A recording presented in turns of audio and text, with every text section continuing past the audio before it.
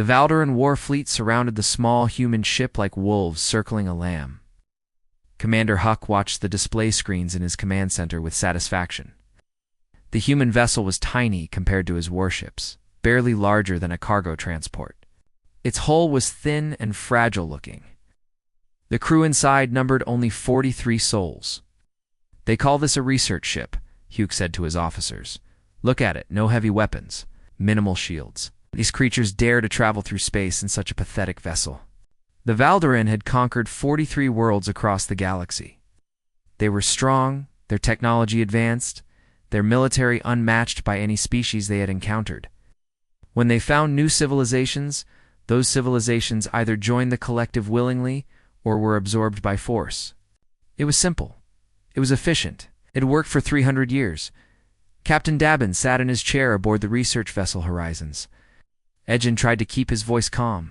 The Valderan had appeared without warning, dropping out of faster-than-light travel with weapons already charged. His ship had been conducting surveys of an unexplored nebula when the aliens arrived. "This is Captain Dabin of the Earth vessel Horizon's Edge," he transmitted. "We are a peaceful research mission. We mean no harm to you or your territory. Please respond." The Valderan response came quickly. "Human vessel, you will surrender your ship immediately. You will transfer all data regarding your homeworld, your military capabilities, and your navigation charts. You will submit to Valderan authority." Dabin looked at his crew. Scientist Murray was at her station, her fingers hovering over her console. Engineer Soman sat at the engine controls, ready to push their small ship to maximum speed if needed. They all knew they couldn't outrun the Valderan warships. They all knew their weapons were designed for clearing space debris, not fighting military vessels.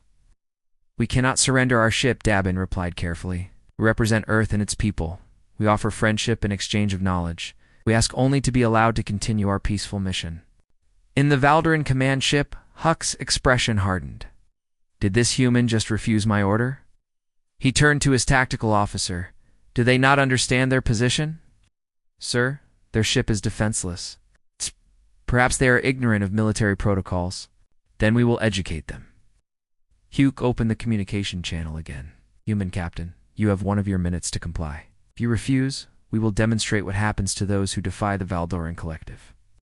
Murray stood up from her station. "Captain, let me try." Dabin nodded, and she activated her console. "Valderan Commander, I am sending you historical data from Earth. Please review it before taking action. Our species has a long history of warfare. We have developed weapons that can destroy entire cities in seconds. We have fought wars that killed millions of our own people. We are trying to be better than our past, but that past has made us very good at one thing: surviving threats. Please, there is no need for conflict here." The Valderan officers reviewed the data Murray sent. They saw images of human weapons, primitive nuclear bombs, chemical warfare, biological agents. They saw footage of human soldiers fighting in ancient wars. The Valderan laughed. "Look at their technology," one officer said. "Those nuclear weapons are crude. Our shields would absorb such blasts easily, and their soldiers," another added. "They are so small, so weak. Our warriors are twice their size and 3 times as strong." Hugh dismissed the data. "The human female tries to frighten us with history lessons. She does not understand that we have destroyed species far more advanced than hers." He checked the time. The minute has passed. "Weapons officer, target their engine section. 1 shot. Let us show them what real power looks like." Dabin saw the energy spike on his sensors. "All crew, brace for impact." The Valderan beam weapon struck the Horizon's Edge with devastating force. The ship's small shield lasted less than a second before collapsing. The beam tore through the hull, ripping into the engine compartment. Explosions rippled through 3 decks. Atmosphere began venting into space. "Abandoned ship." Dabin shouted over the alarms. "All crew to escape pods. Now." Somin ran through the damaged corridors, helping injured crew members toward the escape pods. The ship was dying around them. Fires burned in sections where the beam had penetrated. The artificial gravity flickered on and off. She reached Escape Pod Bay 3 and found 4 crew members already inside. "Get in." "The ship's breaking apart." Somin jumped into the pod and slammed her fist on the launch button. The pod ejected just as another explosion tore through the horizon's edge. Through the small window, she watched her ship, her home for the past 2 years, tear itself apart in silent fury. 3 escape pods made it away from the dying vessel. The rest were destroyed in the explosions or damaged beyond use. 43 crew members had been aboard the horizon's edge. Only 11 survived. Hugh watched the human ship disintegrate. Broadcast this across all known communication channels. Let every species see what happens when they refuse the Valderan Collective. Let the humans on Earth see what their defiance has earned them. The Valderan transmitted the footage across the galaxy. They showed the small research vessel being destroyed. They showed the escape pods drifting in space. They added their own message. The Valderan Collective has eliminated a human vessel that trespassed in our territory. We demand that Earth submit to our authority immediately. You have 7 days to respond with your unconditional surrender. Refuse, and we will bring our fleet to your homeworld. Summon's escape pod drifted for 6 hours before its automated systems found a functioning distress beacon floating in the debris field. With the last of her strength, she programmed it to send a message back to Earth. Her hands shook as she typed. This is Engineer Soman of the Horizon's Edge. We were attacked without provocation by aliens, calling themselves the Valderan Collective. They destroyed our ship. Most of the crew is dead. They have demanded Earth's surrender. Do not trust them. Do not negotiate with them. They see us as inferior. They think we are weak. She paused, thinking of her friends who had died in the explosions. She thought of Captain Dabin, who had tried so hard to find a peaceful solution. She thought of Myray, who had tried to warn them with truth. They have made a terrible mistake, Solomon added to her message. They think they know what humans are capable of. They have no idea. They looked at our past and called it primitive. They are about to learn why humanity survived that past. Tell Earth, do not let them get away with this. Do not let our deaths be meaningless. She sent the message and then collapsed in her seat, exhausted and injured. The pod's medical systems activated, treating her wounds and placing her in suspended animation for the long drift back to human space in the Valderan command ship. Hugh celebrated with his officers. They had sent a clear message to the galaxy. The humans would surely surrender now. What choice did they have? Their research vessel had been destroyed in seconds. They would understand their place in the galactic order. Begin preparations for the occupation fleet, Hugh ordered. Once Earth surrenders, we will need ships to enforce our authority over their system. The Valderan did not know they had just started a war they could not win. They did not know that killing 43 human civilians would bring consequences beyond their imagination. They had looked at humanity and seen weakness. They were about to learn what happens when you mistake mercy for weakness and compassion for cowardice. They were about to discover why, across all of human history, the worst words any enemy could hear were these: "You just made this personal." Earth received Summon's message 3 days later. The response from humanity would not be what the Valderan expected. It would not be surrender. It would not be negotiation. It would be something the Valderan Collective had never faced in 300 years of conquest.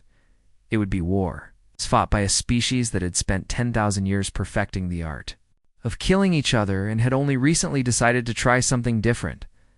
The Valderan had taken that choice away. Now they would face humanity at what humanity did best, and the galaxy would learn a new lesson.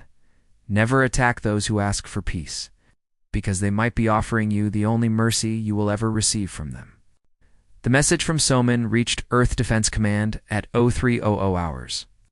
Within minutes, alarms were sounding in military bases across 3 planets and 24 orbital stations.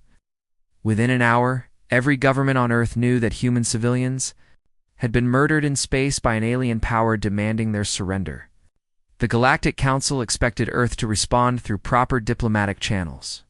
They expected humans to file complaints, request mediation, perhaps ask for economic sanctions against the Valderan.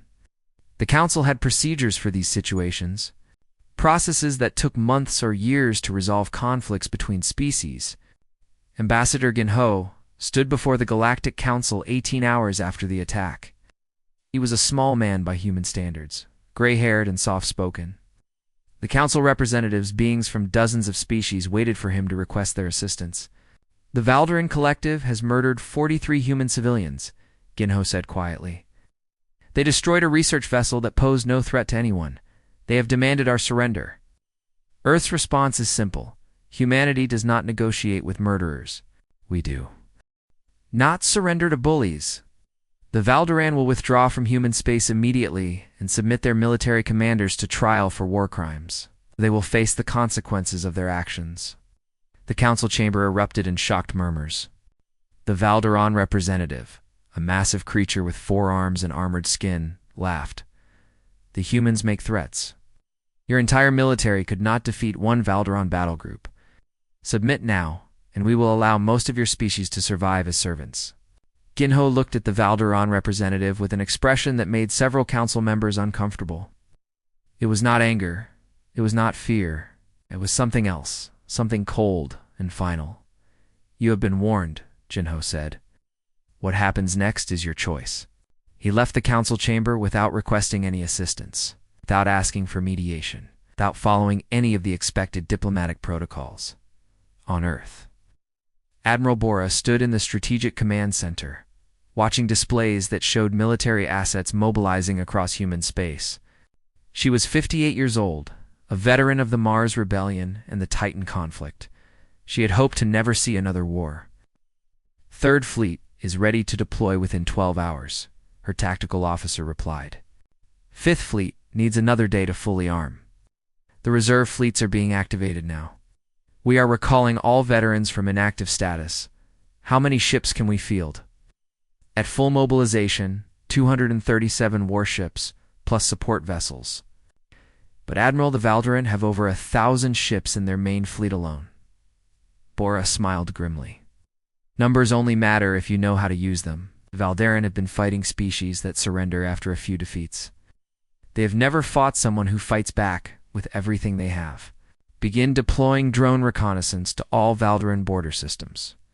I want to know where every one of their ships is located. Across human space, military bases that had been on peacetime status shifted to war mode. On Mars, Commander Taiyang received his activation orders while visiting his sister's grave. She had been a botanist aboard the Horizon's Edge. He read the orders twice, then stood and saluted the marker bearing her name. They will pay for this, he promised quietly. Every single one of them will understand what they have done. Valderan sent a second fleet toward human territory, confident that their show of force would break human resistance. They chose Titan, a mining colony with a population of 8,000, as their next target. The base was lightly defended, with only a small security force and no military warships. Facility. Manager Hannah watched the Valderan ships approach on her scanners. She was 62 years old, a former combat pilot who had retired to civilian life 20 years earlier. The muscle memory of command came back instantly. All personnel, this is not a drill, she announced over the colony-wide communication system. Hostile alien forces are approaching. Begin evacuation procedures immediately. Priority 1, get everyone to the escape shuttles. Priority 2, dump all research data to the emergency beacons. Priority 3, prepare demolition charges on all military-grade equipment. Manager Hannah, one of her staff, said, The Valderan are hailing us. They demand surrender. Tell them nothing, Hannah replied, and get me a direct military channel to Earth Defense Command. The evacuation began with practiced efficiency. 1,000 people moving toward shuttle bays and escape pods. Children crying, parents comforting them, engineers shutting down reactors, scientists encrypting their research and sending it home. Hannah stayed at her post. Watching the Valderan fleet take up positions around Titan, she recorded everything. Their ship formations, their weapon signatures, their shield frequencies. She transmitted it all back to Earth on military channels the Valderan did not know existed. Manager, you need to evacuate now, her second-in-command urged. The last shuttle is about to leave. Go, Hannah told him. I am staying. Someone needs to record what happens here. Someone needs to make sure Earth Command gets every piece of data about these murderers. The man hesitated, then saluted and ran toward the shuttle bay. Hannah sat alone in the control center as the Valderan opened fire. She narrated what she saw into the recorder, her voice calm and professional. Valdaran heavy cruisers firing plasma weapons. Shield penetration after 4 shots. They are targeting residential sections first. Civilian casualties will be massive. East Dome has been breached. Atmosphere venting. I am transmitting shield frequency analysis now. The facility shook around her. Explosions tore through the mining complex. Hannah kept recording, kept transmitting, even as fire spread through her control room. Her last transmission was simple. They showed no mercy. Show them none. This is Manager Hannah, signing off. On Earth, the footage from Titan played on every screen. 8,000 civilians attacked without warning. Hundreds killed before they could evacuate. The Valdaran broadcast their own message along with the footage. This is what awaits all human colonies if Earth does not surrender. You have 5 days remaining. The Galactic Council sent urgent messages to Earth, begging humanity to accept mediation. Council Representative Kuhn, himself, a human serving in the diplomatic corps, delivered Earth's response. The Galactic Council offers mediation as if this is a dispute over territory or resources, Kuhn said. This is not a border conflict. This is not a trade disagreement. The Valdaran have committed acts of war against human civilians. They have murdered our people and demanded our surrender. Earth will not negotiate. Earth will not compromise. The Valdaran will face justice for their crimes, or they will face destruction. There is no third option. But the Valdaran are too strong, one council member protested. Your species will be annihilated. Please, accept some terms. Preserve your people. Kuhn looked at the assembled representatives. You do not understand humans. We are not other species. We do not calculate acceptable losses and surrender when the numbers look bad. We do not weigh the odds and choose survival over justice. The Valdaran killed our people. They laughed about it. They broadcast it as entertainment. They have made their choice. Now they will learn what humanity becomes when you take away our preference for peace.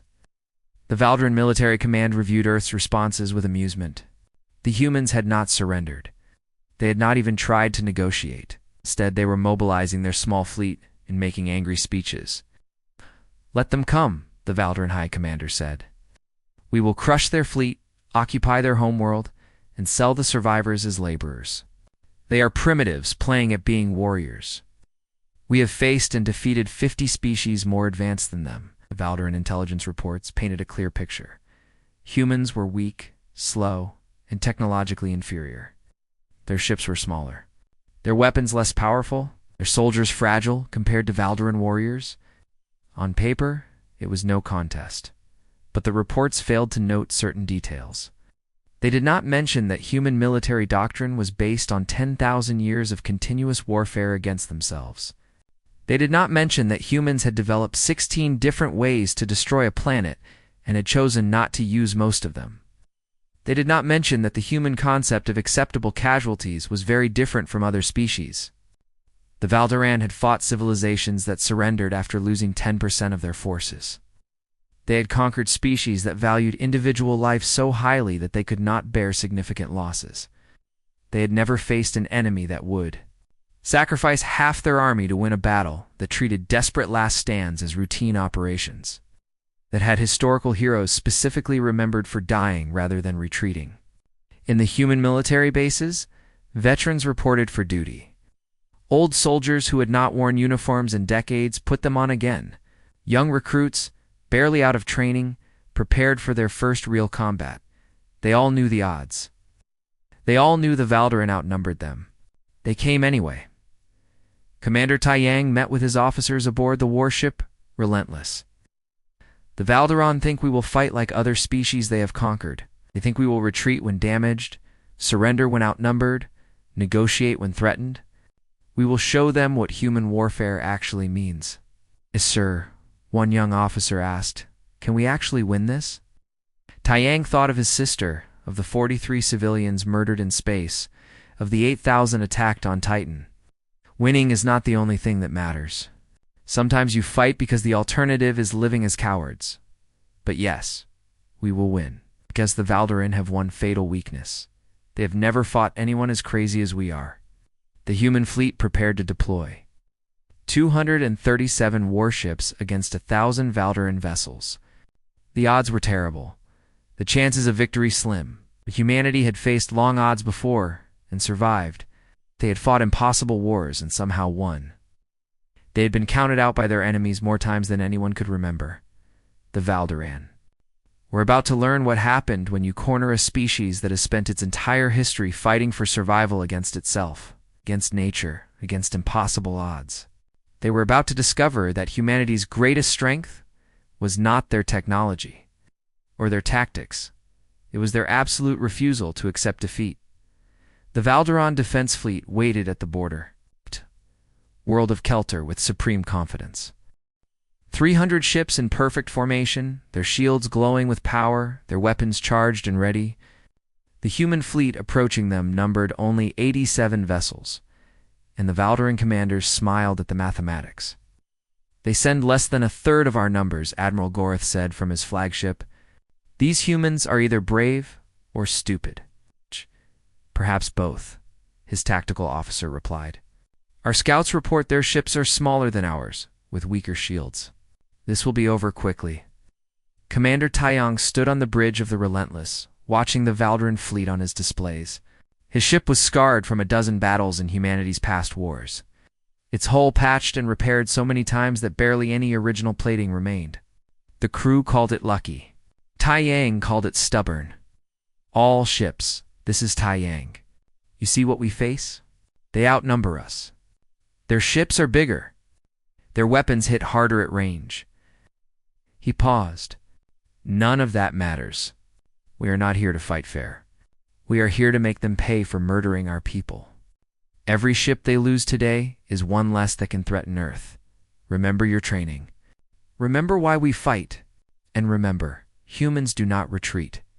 The human fleet accelerated to attack speed, charging directly toward the Valdoran formation. The Valdoran commanders watched with confusion. They are not dispersing, Gorth said. They are not using evasive maneuvers. They are just coming straight at us, sir. They are diverting all power from shields to engines. They are trying to close range as quickly as possible. Fools. Gorth laughed. All ships, open fire. Destroy them before they get close. The Valdoran fleet unleashed a devastating barrage. Energy beams and plasma missiles tore through space toward the human ships. The humans did not dodge. They did not try to avoid the incoming fire. They just kept accelerating forward, taking hit after hit on their armored hulls.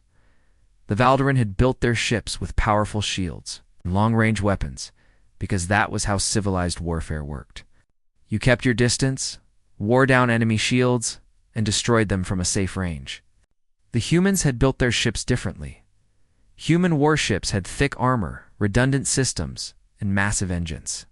They were designed to absorb tremendous damage and keep fighting. The Relentless took 17 direct hits in the first minute of battle. Its outer hull glowed red-hot. Armor plates cracked and shattered. But it kept coming. Hull breaches on decks 4 and 7, the damage control officer reported calmly. Sealing affected sections. All weapons still operational. Secondary reactor hit, another voice called out. Switching to backup power. No loss of function. Taiyang watched the range counter drop. All ships prepare close-range weapons. Boarding parties to ready stations 3.2.1. Now, the human fleet hit the Valdoran formation like a hammer. At close range, human weapons suddenly became devastatingly effective. Railguns designed to punch through armor. Missile pods that could overwhelm point defenses with sheer numbers. And most terrifying of all, boarding torpedoes. The Valdoran had never seen anything like it. Humans deliberately rammed their small boarding craft into Valdoran cruisers, cutting through the hull and deploying combat teams inside enemy ships. It was insane. It was reckless. It was effective. Fighter pilot Yunji led her squadron through the chaos of close combat. The Valdoran fighters were faster and more maneuverable. But Yongji and her fellow pilots flew with an aggression that shocked their enemies. They accepted damage that would make other pilots retreat. They took risks that seemed suicidal, says Yongji. I have 2 Valdoran fighters on my tail. I am at 40% hull integrity. Her voice was calm, almost conversational. Yuan, you ready? Ready, her wingmate replied. Yunji cut her engines and spun her fighter around, flying backward while her damaged ship continued forward on momentum. She fired directly at the Valderan fighters pursuing her, while G1 dove from above and caught them in a crossfire. Both enemy fighters exploded. Yunji, your ship is critical, the squadron leader called. Return to the carrier, Yanji replied. I still have weapons and engines. I am still in the fight. She spotted a damaged Valdoran cruiser trying to retreat and locked her remaining missiles on its engines. Target acquired. Firing. Aboard the Valderan flagship, Gorath watched his perfect formation collapse into chaos. The humans were everywhere, their smaller ships weaving between his cruisers, their boarding teams inside his vessels, their fighters hunting his command staff with what seemed like personal vendettas. All ships maintained formation. He ordered, "Do not break ranks," but his captains were panicking. They had trained for organized warfare, not this brutal close-quarters brawl. Human ships that should have been destroyed kept fighting.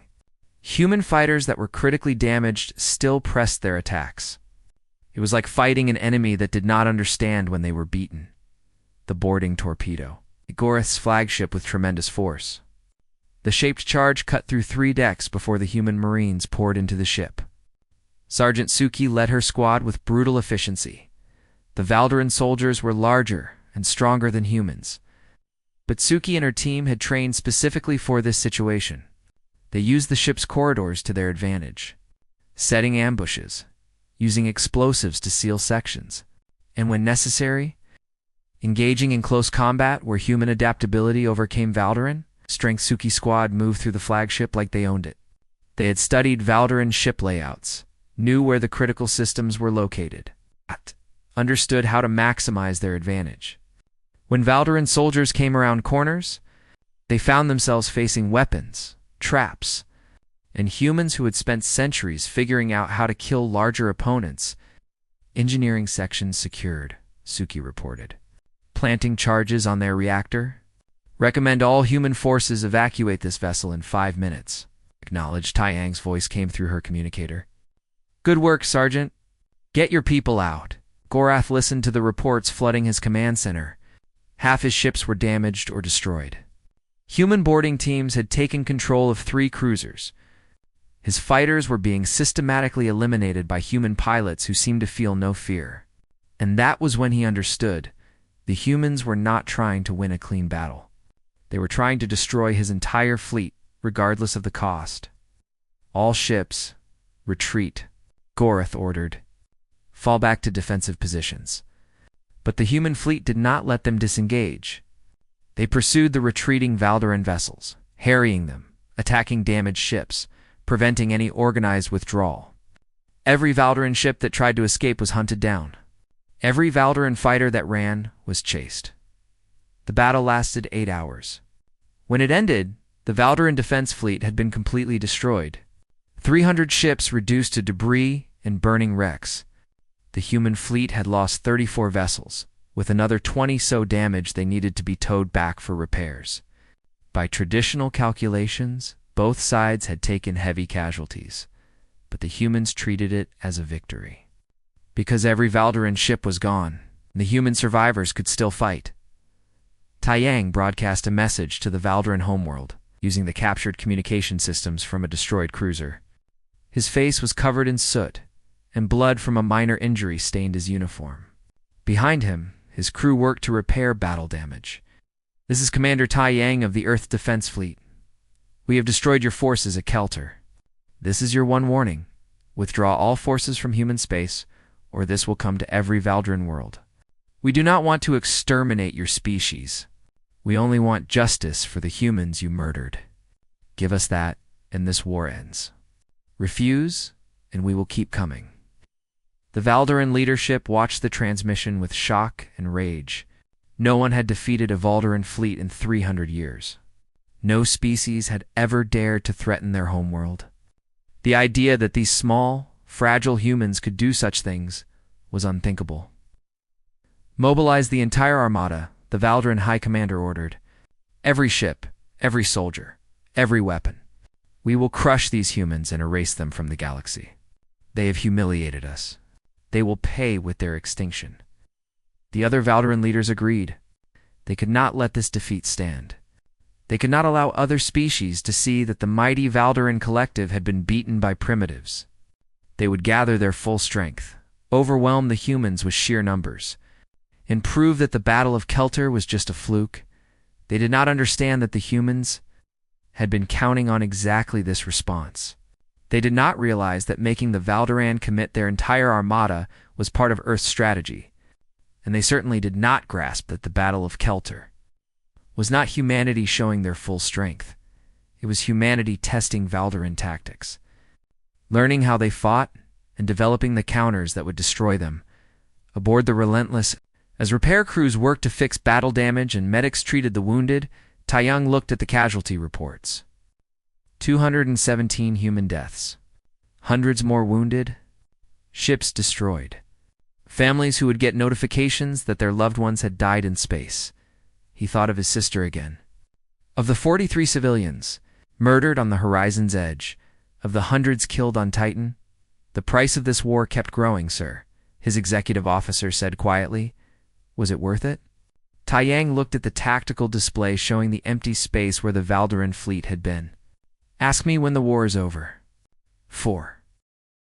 Now we have work to do. The Valderan will come with everything they have. We need to be ready. The message reached Earth within hours. Humanity had won its first major battle against the Valderan. The news spread across human space, bringing relief, pride, and grim determination. Everyone understood this was just the beginning. The Valderan collective was mobilizing for total war. Humanity had proven they could fight, but could they survive what was coming? Could they stand against the full might of an empire that had conquered dozens of worlds? Only time would tell. But one thing was certain. The humans would not surrender, would not retreat, and would not stop until either they won or the last human ship went down fighting. The Valderan had started this war thinking humans were weak prey. They were learning, far too late, that they had made a terrible mistake. 6 months into the war, the Valderan collective began to understand they were fighting something unprecedented.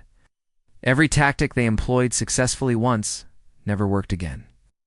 Every weakness they exploited in human defenses was corrected within weeks. The humans adapted faster than should be possible. Intelligence Officer Daeho worked in a secure facility on Mars, analyzing every scrap of data from the war. His team intercepted Valderan communications, studied their tactics, examined wreckage from destroyed ships. Within hours of each battle, detailed reports went out to every human commander, explaining what the Valderan had tried and how to counter it. The Valderan attempted a pincer movement at Proxima Station, Daeho explained during a command briefing. They split their fleet, trying to attack from 2 directions simultaneously. Commander Ryong adapted by concentrating forces on one group, destroying it, then turning on the second. I am distributing this tactical pattern to all fleet commanders. Next time the Valderan try this, every human captain will know how to respond. Admiral Bora reviewed the reports with satisfaction. The Valderan fight the same war they have fought for 3 centuries. They cannot understand why their proven tactics fail against us. What they do not realize is that humans have been fighting each other for thousands of years. We have tried every tactic they know, and 1,000 more they have never imagined. The Valderan tried to attack human supply lines, believing they could starve the human fleet of resources. They discovered that engineer Yuna had designed mobile shipyards that could be relocated within hours. The massive orbital facilities could build new ships, repair damaged ones, and manufacture weapons, while constantly moving to avoid enemy detection. We lost the shipyard at Callisto, Yuna reported during a production meeting. But we had already evacuated 80% of the equipment. The replacement facility will be operational in 2 weeks. The Valderan destroyed an empty station and gained nothing.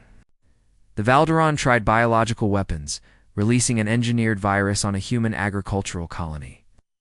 It was a war crime by any standard, and they expected it to force human surrender. Instead, humanity responded with economic warfare that collapsed supply chains across 3 Valderan systems. Dr. Minho, a virologist working with military intelligence, helped develop the countermeasures. The virus was designed for human biology, Minho explained to his team, but it is crude. We had a vaccine within 72 hours. Now we need to make sure the Valdaran understand we can respond to biological warfare without using it ourselves. I want every Valdaran supply depot in sectors 7 through 12 to experience mysterious equipment failures. No deaths, no permanent damage. Just enough to show them we can hurt them without crossing the lines they crossed. The Valdaran could not understand this restraint. They had used weapons designed to kill civilians, yet the humans responded by disrupting supply chains instead of retaliating in kind. It seemed weak to the Valdaran commanders, but their frontline soldiers were starting to understand something. Their leaders did not. The humans were choosing not to fight dirty, and that made them more terrifying, not less. The war ground on. The Valdaran faced something they had never encountered in 300 years of conquest, an enemy that would not break. Other species typically sued for peace after 10 or 15% casualties. They valued individual lives too highly to accept prolonged warfare. The humans just kept fighting. Commander Gaon, recently promoted after her predecessor died in battle, stood on the bridge of the destroyer Swift Justice and watched another Valdaran fleet approach. Her ship was damaged, with armor scarred by a dozen battles. Half her crew were replacements for those killed in previous engagements. The odds were 3-1 against them. All crew, this is the commander, she said calmly. Out. The Valdaran outnumber us again. They expect us to retreat. Out. Going to hit them so hard, they will remember the Swift Justice for the rest of their short lives. Engineering, give me everything the engines have. Weapons, prepare all forward batteries. All hands, this is what we trained for. Let us show these aliens what humans do when cornered. The Swift Justice charged into battle like its namesake, and the Valdaran could only watch in confusion as a damaged human destroyer attacked a fleet 3 times its size. Gaon's ship survived by moving constantly, never staying in one place long enough for Valdaran targeting systems to lock on properly. Always attacking, never defending. Fighter pilot Yemen became a symbol of human determination in ways no propaganda could match. His fighter was shot down over a Valdaranic moon called Kilos during a raid. His squadron watched him crash but could not land to retrieve him with enemy forces all around. Leave me, Yemen transmitted. Complete the mission. I will find my own way home. For 3 weeks, Yemen survived on that moon. He evaded Valdaran patrols, set up hidden camps, and lived off emergency rations. But he did not just hide. At night, he sabotaged Valdaran installations. He damaged sensors, planted explosives on fuel depots, and freed human prisoners from a detention facility. The Valdaran knew a lone human was somewhere on the moon, making their lives difficult. They sent hunting parties. Yamin evaded them. They set up sensor grids. He found the blind spots. They offered rewards for his capture. He responded by destroying their main communication relay. When a human rescue team finally reached Kilos 3 weeks later, they found Yemen had rescued 8 captive humans and was planning his next attack on a Valdaran command post.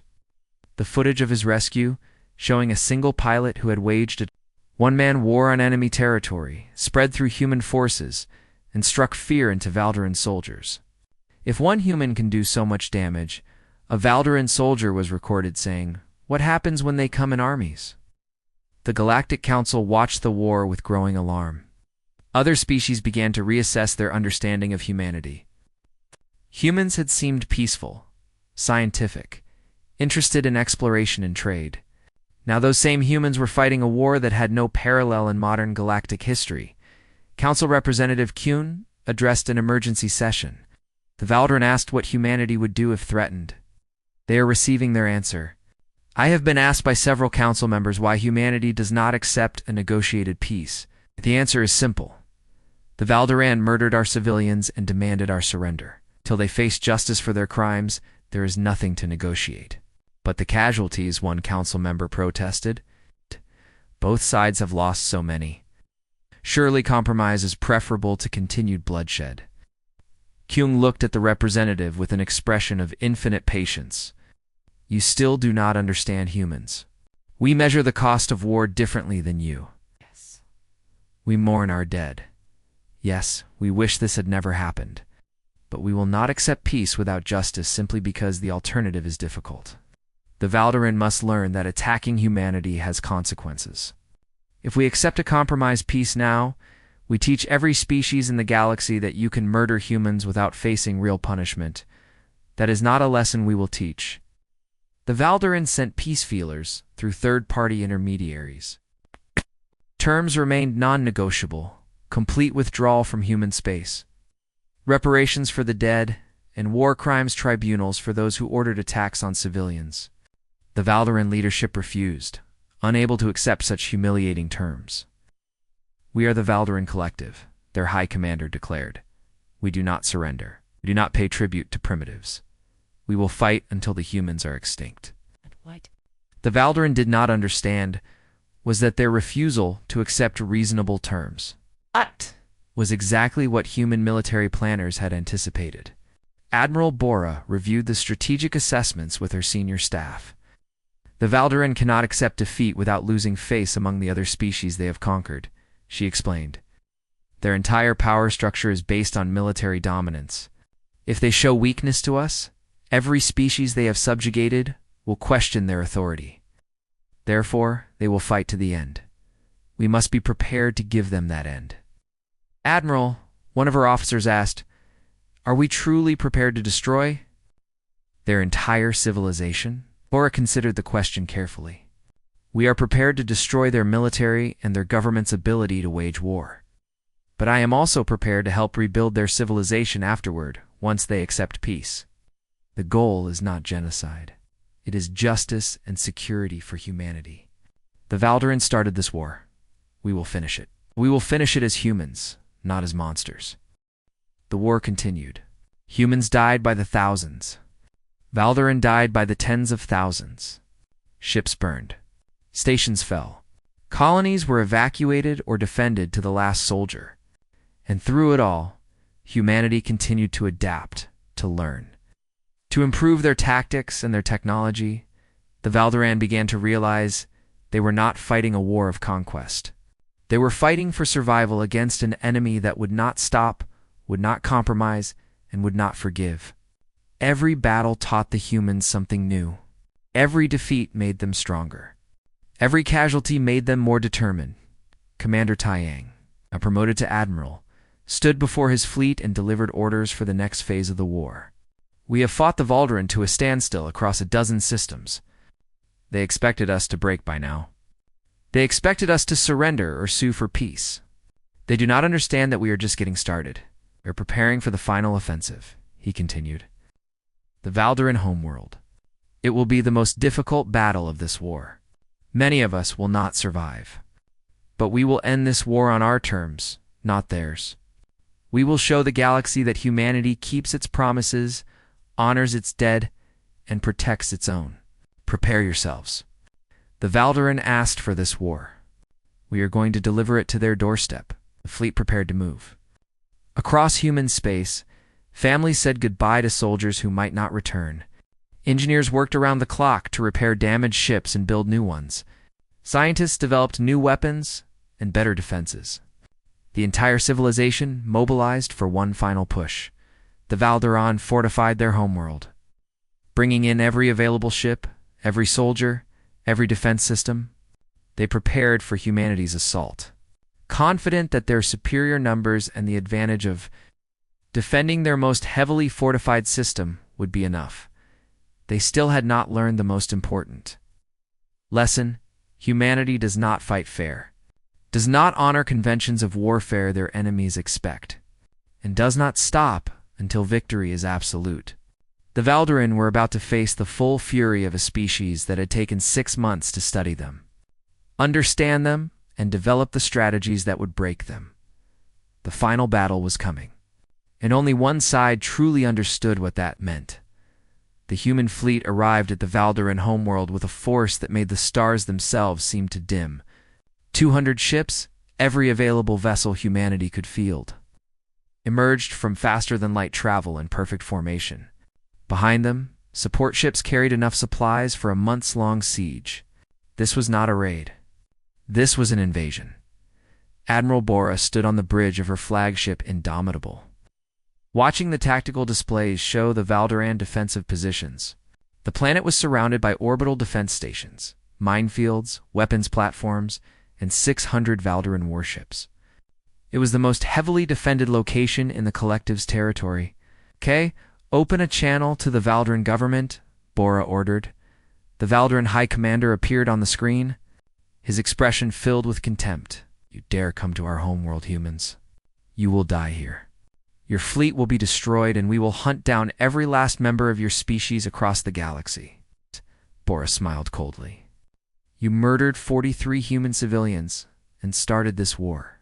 We offered you terms: withdraw from human space, face justice, pay reparations. You refused. Now we are here to collect what you owe us. Surrender your military forces and submit to war crimes tribunals. This is your last chance to end this war without your world being turned into a battlefield." The High Commander laughed. "We are the Valderan Collective. We do not surrender to primitives. We will crush your fleet and mount your skulls on Bora. Cut the transmission." They have made their choice. All ships, begin the operation. Remember your training. Remember your targets. And remember, we are here for their military, not their civilians. Precision strikes only. The human fleet moved with a coordination that shocked the Valderan defenders. Every captain knew their role. Every ship had specific targets. For 6 months, humanity had been planning this assault, studying Valderan defenses, developing tactics specifically designed for this moment. Captain Hayami commanded the Breakthrough Force, a group of 20 heavy cruisers whose job was to punch through the orbital defenses. Her ships were the newest in the fleet, built specifically for this battle. With armor designed to withstand concentrated fire and weapons calibrated to Valderan shield frequencies, "All ships, with me," Hayami ordered. "Formation Delta 7. Target the defense stations in Grid 4. Hit them fast, hit them hard, and do not stop until we are through." The Breakthrough Force charged into the defensive perimeter. Valderan weapons tore into them immediately. Shields failed. Armor melted. But the human ships kept coming, their AI-assisted targeting systems picking apart the defense stations with surgical precision. Within 20 minutes, Hayami's force had carved a hole in the Valderan defenses large enough for the main fleet to exploit. "Grid 4-2 is clear," Hayami reported, her voice steady, despite the damage her ship had taken. "Breakthrough complete.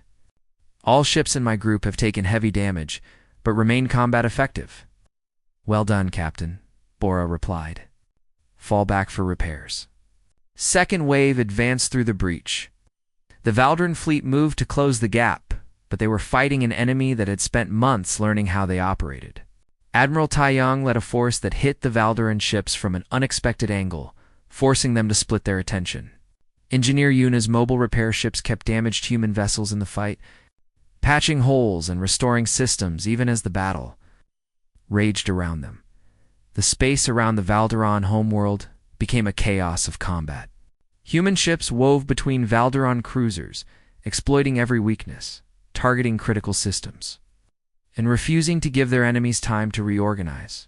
Fighter pilot Yunji, who had survived a dozen major battles, led her squadron through the defensive positions with the confidence of a veteran.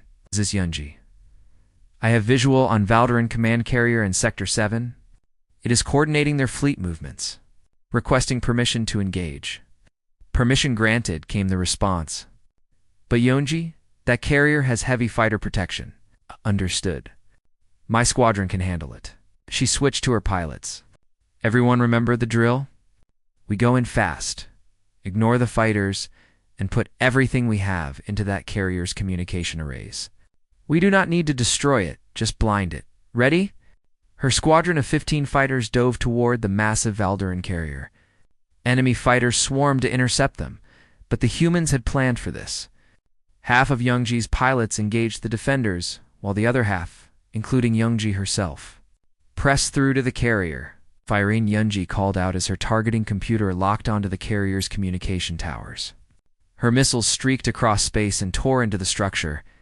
Other pilots followed, their combined firepower, dreading the carrier's ability to coordinate the Valderan fleet. The battle raged for 18 hours. The Valdaran fought with desperation, knowing they were defending their homeworld. But desperation was not enough against an enemy that had spent 6 months preparing for this exact battle. Human commanders knew Valdaran tactics, had studied their responses, and had developed counters for everything the defenders tried. Boarding teams secured key orbital stations. Human ships systematically destroyed Valdaran weapons platforms. The defensive fleet was worn down, ship by ship, until the Valdaran commanders realized they were not going to win this battle. But humanity did not destroy the planet. They did not target civilian areas. They did not use weapons of mass destruction, even though they possessed them. Instead, they executed precision strikes on military installations, government facilities, and industrial centers that supported the war effort. Admiral Bora watched as the last Valdaran defensive positions fell. The cost had been heavy. 60 human ships destroyed or too damaged to continue fighting. Thousands dead. Thousands more wounded. But the Valdaran military was broken, their defenses shattered, their homeworld exposed. "Open a channel to the planet," she ordered. "All frequencies." I want every Valdaran to hear this. When the channel opened, Bora spoke with a voice of iron. "People of the Valdaran Collective, this is Admiral Bora of the Earth Defense Fleet. Your military has been defeated. Your government ordered attacks on human civilians, and we have come to deliver justice. But we are not here to exterminate you. We are not here to enslave you. We are here to ensure you never threaten humanity again. Your military commanders will stand trial for war crimes. Your government will surrender authority over your military forces. You will pay reparations to the families of those you killed. In return, humanity will help rebuild what this war has destroyed. We will ensure you have food, medicine, and the resources needed to survive. We do not want your extinction. We want your understanding. Humanity will not tolerate attacks on our people." On the planet below, the Valdaran population listened in shock. They had been told humans were primitives, weak prey that would be easily conquered. Now those humans had defeated their entire military and occupied their system, but instead of the genocide they expected, they were being offered terms, rebuilding assistance, and a path forward. Young Valdaran officer Sora, who had survived 3 battles against human forces, listened to Bora's message from her damaged ship floating in orbit. She thought about everything she had seen in this war. The humans who fought with impossible determination. The pilots who pressed attacks despite critical damage. The soldiers who stormed Valdaran ships knowing they might not survive. She had expected monsters. Instead, she had found warriors with principles. The Valdaran High Command, hiding in a fortified bunker beneath their capital city, refused to surrender. But without military forces to enforce their authority, their orders meant nothing. Local Valdaran governors began accepting human terms, prioritizing the survival of their people over the pride of their leaders. Within 3 days, the war was effectively over. The Valdaran military had surrendered. War crimes tribunals began processing those responsible for ordering attacks on civilians. Human reconstruction teams landed on Valdaran worlds to help repair critical infrastructure damaged in the fighting, Commander. Taiyang oversaw the treaty negotiations with surprising fairness. He had lost his sister in the attack that started this war. He had every reason to hate the Valdaran, but he negotiated with professionalism and an understanding that peace had to be built on something other than humiliation. "The Valdaran made a terrible mistake," he told his staff. "They attacked us thinking we were weak. We have proven them wrong. But if we treat them like animals now, we only create the next war. Better to show them that humans can be fierce enemies, but fair victors." Ambassador Jinho returned to the Galactic Council to deliver humanity's final statement on the war. The council chamber was silent as he spoke. 6 months ago, the Valdaran Collective murdered 43 human civilians and demanded our surrender. They did this believing we were weak, primitive, inferior. Today, the Valdaran military has been defeated, their homeworld occupied, and their government dissolved. We did not want this war. We tried to avoid it. But when forced to fight, humanity fights to achieve total victory. Some of you feared we would commit genocide against the Valdarin. We have not. Some thought we would enslave them. We will not. Instead, we are helping rebuild their civilization under new leadership that understands peaceful coexistence. This is humanity's message to the galaxy. We prefer peace. We offer friendship, and we engage in trade and cultural exchange with joy. But if you attack us, if you murder our people and demand our submission, you will learn what happens when you mistake our mercy for weakness. The Valdarin are learning this lesson. I hope no other species needs to learn it the same way. The Galactic Council accepted Earth's statement without comment. Several species that had been considering aggressive expansion into human territory quietly canceled those plans. The Valdarin Collective was not some minor power. They had conquered 43 worlds, defeated 50 species, and ruled for 300 years. If humans could break them in 6 months, what could humans do to anyone else? Months later, Salman, the engineer who had survived the destruction of the Horizon's Edge, visited the memorial built for those who died in the war. Thousands of names were carved into the black stone, including her crewmates from that first attack. She placed flowers at the base of the memorial and stood in silence. She heard footsteps behind her and turned to find Sora, the young Valdoran officer, also approaching the memorial. Salman tensed, but Sora raised her hands in a gesture of peace. "I do not expect forgiveness," Sora said quietly. "I was part of the military that killed your people. But I wanted to come here to pay respects, to acknowledge what my people did, to remember that this war did not have to happen." Salman studied the Valdaran officer for a long moment. "You fought against us? 3 battles. I saw humans keep fighting when they should have been dead. I saw courage that I did not know existed. I saw what humanity becomes when you threaten them." Sora looked at the memorial. "My leaders told us you were primitives. They were wrong about everything. I am sorry for what was done to you." "Sorry does not bring them back," Salman said, but her voice was not harsh. "But it is a start. Your people made a terrible mistake. They looked at us and saw weakness. They did not see that humanity's greatest strength is not our weapons or our ships. It is our refusal to accept defeat, our willingness to sacrifice for each other, and our commitment to justice even when it is difficult." They stood together in silence, a human and a Valdoran, both survivors of a war that should never have happened. Around them, other species passed by, taking in the memorial, reading the names, and learning the lesson. Humanity had proven they were the most deadly species the galaxy had encountered. Not because they were cruel or barbaric, but because they combined fierce determination with disciplined purpose. They could wage total war with devastating effectiveness while still maintaining the principles that defined them. The war was over. The Valdarin had learned their lesson at a terrible cost, and the galaxy had a new understanding. Humans were friends you wanted to have, and enemies you never wanted to make. Their offer of peace was genuine, but so was their promise of consequences for those who attacked them. The memorial stood as a reminder of both the cost of war and the price of underestimating humanity. Thousands had died, but in their sacrifice, they had ensured that no species would ever again look at humans and see easy prey. The galaxy had been warned. The Valdarin had paid the price for ignoring that warning, and humanity returned to their exploration and research, hoping for peace, but forever ready to defend themselves. If peace was denied, because that was what humans did, they hoped for the best, prepared for the worst, and never, ever gave up.